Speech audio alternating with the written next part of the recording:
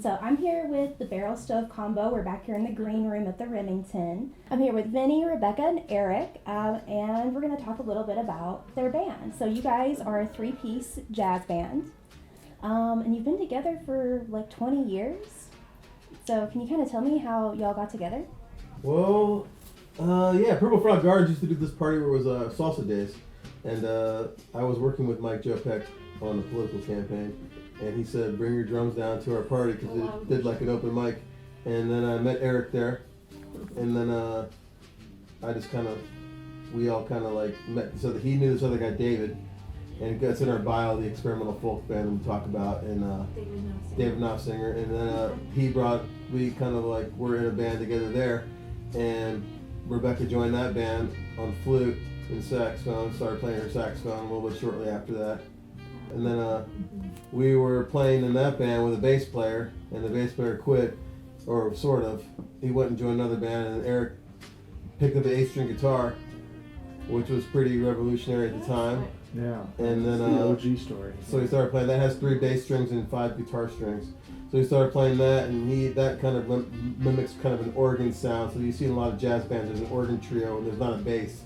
It's an organ trio, a lead instrument, and then a drums. And so we kind of took that approach and made it our own.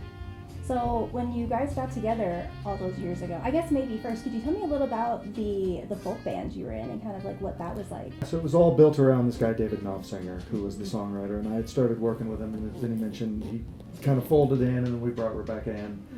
And it was all written around, or all put together around David's songs, and so we were kind of building parts up around that.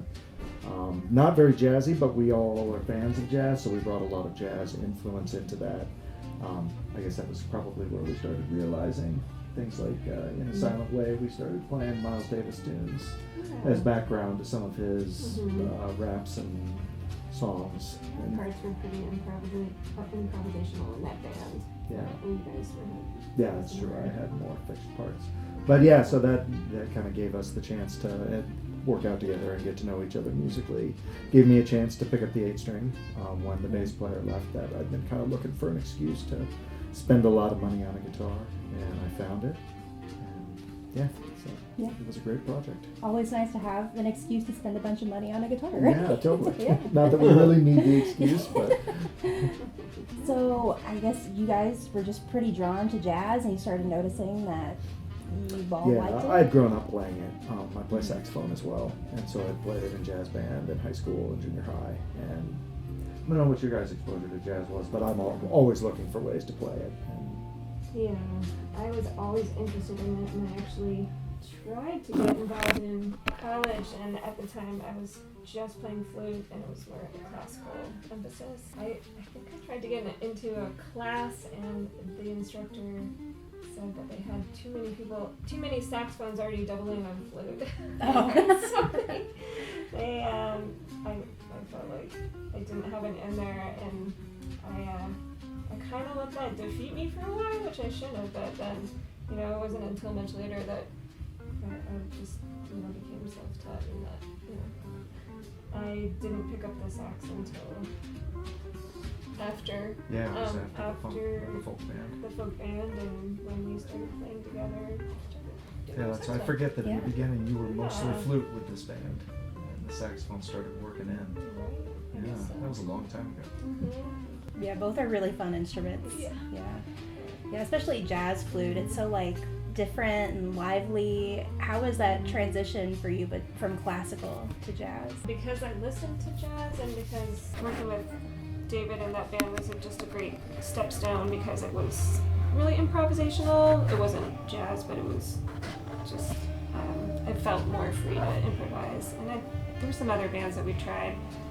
And so, that was a stepping stone. And just, I am not formally trained in jazz, because some people really spend a good chunk of their lives studying it, and I cannot say that I'm one of those people. I don't know, just bring what I enjoy about it into the way I perform, which is not highly technical, but it's, the lyricism and everything is what I like. Yeah, it was very fun. I've seen you perform before with 20 Grand, and it's so Just makes me want to get up and dance, you know. So when you guys got together, what were some of the tunes that you drew from for inspiration? Played with a lot of Miles Davis. Yeah. We played did some simple Coltrane songs. I think of the Wind Shorter right away, probably. 50s, 60s era Yeah. jazz, kind of what I think of as Hard the bop. Blue Note years. Yeah, the hard bop. Mm-hmm. We all kind of gravitate towards that time period, so a lot of stuff out of there. Yeah, a lot of Miles Davis still in our repertoire. We also try to stretch out to find some Latin tunes. Yeah. Push that kind of angle with things we can do when we're doing standards. Not necessarily the stuff we write or he writes. Every once in a while, we try to mix in pop songs. Not very often, but we'll cover Nirvana every once in a while or things like that. Yeah. So Nirvana, you said? Mm-hmm. And so you're the songwriter for this group, is that right? Primarily, yeah. Yeah. What inspires you to write? It comes in waves and long troughs of no activity, but yeah, sometimes I just get hit with a bunch of ideas and I sit down and practice, and usually it starts with riffs, so I'm kind of practicing guitar and I'll just start coming up with ideas and refining those a little bit more, and eventually they grow into songs. Sometimes it comes and I'll get like 3 or 4 at once, and then I may not be inspired again for another year. Yeah, it's not very predictable, and I try to recognize when it's happening and get on that wave and ride it for as long as I can. Yeah. It's been a little while since I've had a good one for this band. I haven't written a lot of material in the last couple of years. We were digging up a few that we hadn't played for a while. Yeah. Sure. Like, oh, yeah, this Getting one's into the archives. Yeah. Do you know how many original songs you've written for this group? Dozen, maybe 15, something like that, probably. Yeah. Maybe Yeah. more. Some have just fallen off over the years. That sounds like enough for an album. Do you ever think about We recording this stuff? this has been a long running thing with us. I don't know if we'll ever record. We keep trying to. Every few years we make an effort at it, and it's hard to schedule it in with everyone's time, and it hasn't gone well so far. But someday I'd love to Yeah. get some of the stuff down. So. Totally. Because you guys are all in other groups. Mhm. Do you mind? I'll just kind of go down the row. What other groups are you in? So I play with both of these guys also in 20 Grand. I play saxophone in that band primarily, and I play keyboards in Hot Damn also with these guys. currently this 20 grand in Hot Damn. Nice. Okay, Vinny, I'm going to ask you your list again. Yeah. Those 3 bands that they just mentioned. I've been in the band Pedactra Project. It's kind of like a Big Fork thrash funk jam band. It's been around for 20 years. I've been in that band for 12, 13 years. And then Moonshine Mountain, we do some reunion shows here and there. I was in that band for a long time. We don't play that often. Surf Bat, I'm in that band. It's a post-rock trio, no vocals. That's just a couple years old. What am I missing? I play with a DJ buddy of mine, Analog Armada, not very often. Did you say Moonshine? Billy Billy? Billy Billy. And Billy of course, Billy. you know. We're gigging a lot. And you press play people know. Yeah. We're familiar with Yeah. Billy Billy. And Yeah. then what am I missing? What's the group that you guys are in before Billy Billy? That was Oh, Honey okay. Bandit. Honey, Yeah. yeah. Rest in peace. Yeah. Things happen. Yeah. The average lifespan for a band is 2.5 years, and we hit that. So yeah, it is what it is. And then what am I missing? I don't remember. And then I've just tried to do my own thing. Sometimes I started a new project on my own, where I play left-hand synth bass and I play one-hand drums. So I wrote an album this winter of that music, and so I'm slow pedaling the introduction of that to the Valley, and having fun doing that.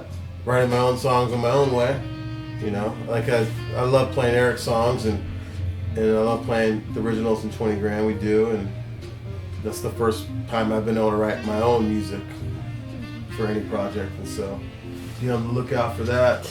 Yeah. What brings you back to this one in particular, this band?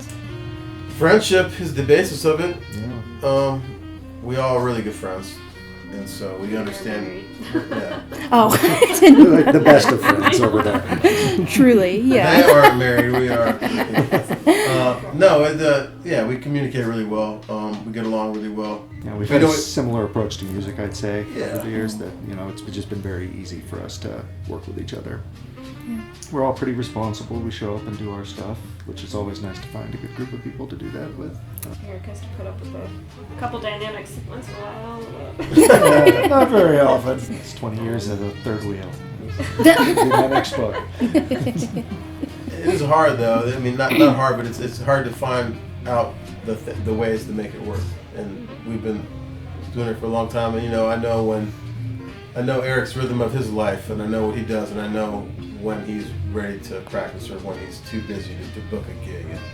And I know, and I don't have to there's no conflict. And Rebecca, I know the same. I know when she's because I do a lot of the booking, and I know not to push, and I know what makes sense and what feels good. It always seems like it's a group that's easy to come together, and we just kind of find the center of the music, even if we don't have a lot of rehearsal time. Sometimes we don't add a lot of tunes to the repertoire. It'll be a while before we do that, but we keep coming back to. I mean, that's kind of the beauty of jazz, is like you can just keep exploring tunes in different ways. Come back to the same song in a different way. We've had lots of ups and downs as a band over 20 years too. Periods where there was one year where I think we didn't play a single gig for 12 months. For a variety of reasons. But then we come back and everybody kind of comes in with a fresh perspective, and it's new and exciting again. So yeah, a lot of this over the years. Well, where you guys are right now, you mentioned you kind of just fall into it. You don't have to rehearse too much. Do you guys have to rehearse that much? Is that kind of a perk of... Just had our once annual rehearsal. Try to do at least once a year. Yeah. I think we'll get 2 this year. It's going to be exciting. Wow. We're gearing up for this production. Performance. Yeah. That's right, inspiring us. Very nice. So what other kind of gigs do you guys play?